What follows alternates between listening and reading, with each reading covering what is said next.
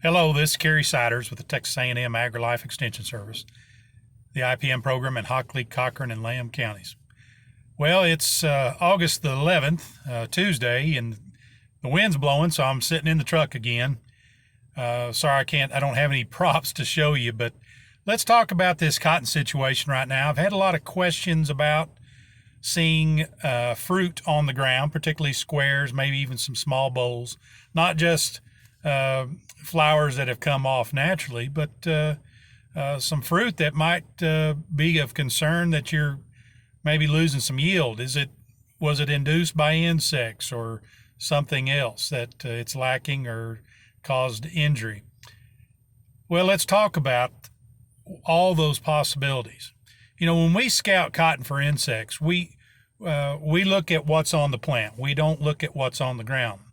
I do train the scouts to however, look at the fruit that's on the ground, that's been shed, to make sure that that shed was not caused by some kind of insect damage. And then if it was insect damage, was it worm damage, or do we see potentially a sting or something from a plant bug? And so we want to make certain that we've not missed something, or that we're not missing something currently in terms of some insect damage.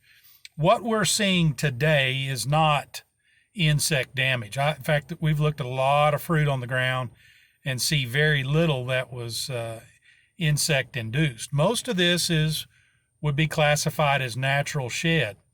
Environmental shed possibly because of temperatures, but most of it's natural shed because of the holding capacity of a cotton plant is in that 60% range. Probably no higher than 62, and it could even be a little less than that. So we're at that point where we're creating bowls on the plant that are the primary sink for all the source of energy that plant is producing. Most of that's going into those bowls that are more than a week to 10 days old. And so it sacrifices other parts of the plant. It's not vegetatively growing as much. We're not putting on, new leaf or new stems, and those small squares, bigger squares even, and even up to bowls that are a week old can be shed. And that's what we're seeing now, that natural adjustment for the holding capacity of that cotton plant. Now, is that a bad thing? Not necessarily, because that means that those bowls are taking precedence and requiring all that energy to achieve good size, which also translates then into good quality. And being that it's August the 11th, we're getting at the end of our, effective bloom period anyway.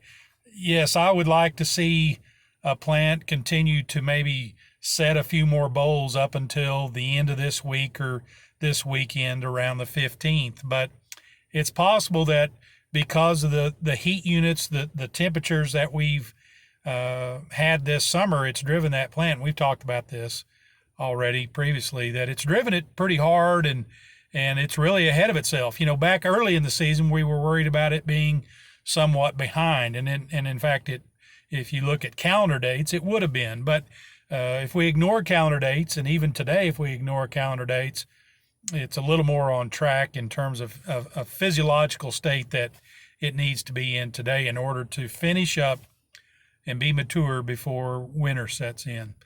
So I wouldn't panic over the fruit on the ground. I would look at it just to make certain that you're not seeing some worm damage. But if you see worms in that fruit that's on the ground, don't consider that scouting.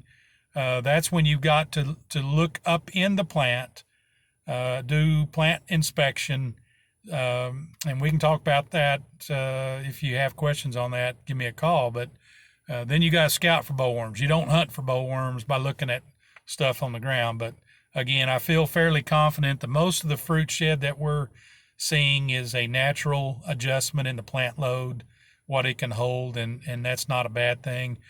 But make certain that you're not shorting it on water. Now, we're really too late to be adjusting fertility at this point, being that we're in August, and all that can do is encourage maybe even some aphids or late maturity of a plant But irrigation, we tried to keep up with those demands. And right now, even though we're on the backside of the curve on water demands somewhat, I mean, we're not too much below the top. We're still in that maybe 2700s. We're not quite as low as a quarter inch a day, but with the kind of temperatures and with this wind that we've been having, we could be using double that. Our water losses from evapotranspiration are going to be pretty high too for the next week. So keep up with water demands, and that in itself will help retention as best you can, and maybe stick one or two more bowls. Hopefully you've already got an excellent bowl load, and those will again get some size, and we'll have some good respectable yields this year. If you got any questions concerning this, don't hesitate to give me a call. This is Kerry Siders with the Texas A&M AgriLife Extension Service. Have a good day.